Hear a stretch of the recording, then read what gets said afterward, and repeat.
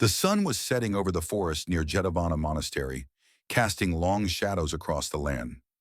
Birds flew back to their nests, and a gentle breeze stirred the trees.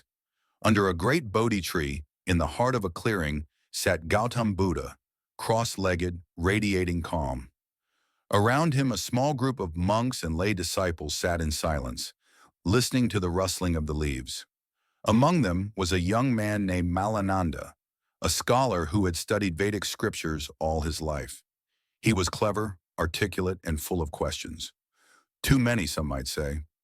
He had heard of the Buddha's growing reputation and had traveled many days just to confront him with what he thought were profound, unanswerable questions.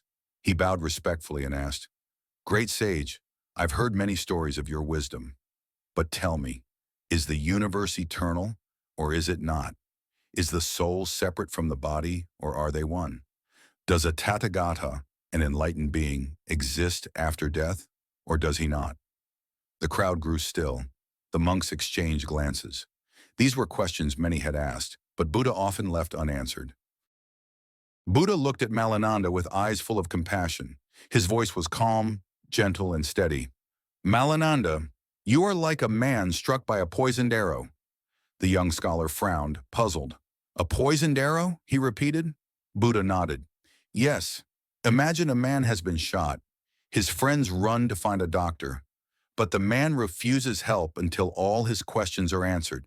He demands to know, who shot me? What was his name? What was his caste? What kind of bow did he use? Was it made of bamboo or teak? What type of string was it? Was the arrow iron-tipped or made of stone? What kind of poison was used? By the time all these questions are answered, he will be dead." Malananda stared, realizing where the Buddha was leading. "In the same way," continued Buddha, "you are wounded. You suffer. You are caught in the fire of craving, anger, and ignorance. And instead of seeking relief, you're seeking theories. I am here not to speculate on the nature of the soul or the origin of the cosmos. I am here to show you how to remove the arrow." The listeners were silent. The forest itself seemed to pause. "What good are your questions if you remain in pain? First, treat the wound. First, see where the suffering comes from, your attachments, your desires, your ignorance. When you are free, these questions will no longer matter, or their answers will become clear without asking." Malananda sat down slowly, the pride in his voice silenced by clarity. For the first time, he understood the difference between knowing and awakening.